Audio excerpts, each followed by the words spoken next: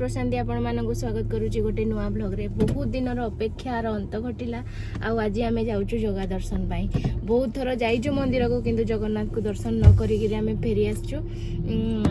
फेरी आसीनु किंतु सेठी पहुँचला बहुत भिड़ हो जाए, तेणु भगवान को देखार सुजोग मिलेनी। सेमती बुली बुला कि सेठी अबड़ा खाई फेरी आसचु। आज भावुचु जे जगन्नाथ को दर्शन मिलिबो बोली।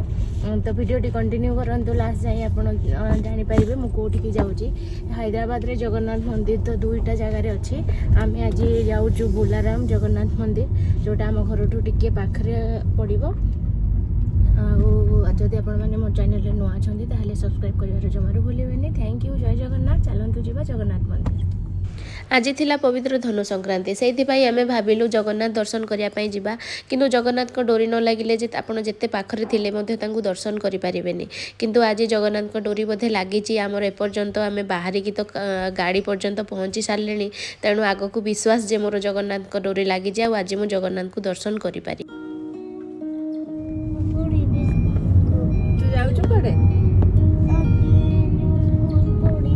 न्यू स्कूल रे पढ़िबू। पुराना स्कूल तो एपर्यंत सरिलानी, न्यू स्कूल टा पढ़े।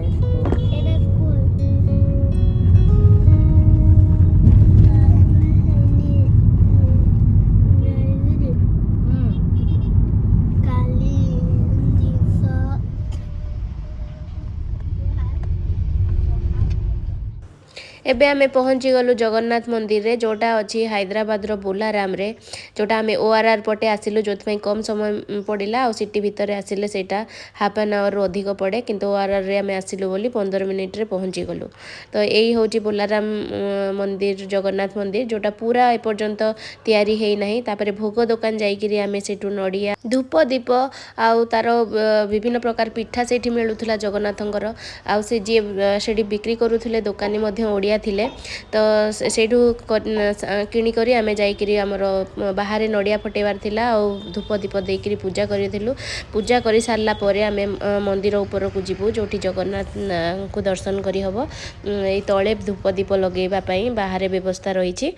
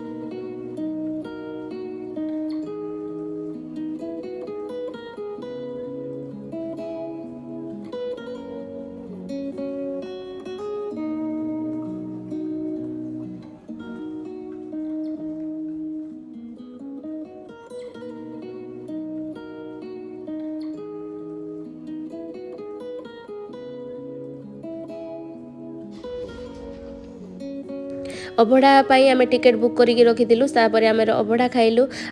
आपण वीडियो रे देखिले मु आज जगन्नाथ को दर्शन भी करि पारिली। आ धनु संक्रांति थिला बोली जगन्नाथ को धला वस्त्र परिधान करा हेतिला। आ वीडियो भल लागिथिले सब्सक्राइब करिवे। Thank you. जय जगन्नाथ। पुणी देखा नेक्स्ट ब्लॉग रे। से पर्यंत चैनल को सब्सक्राइब करंतु, लाइक करंतु, शेयर करंतु।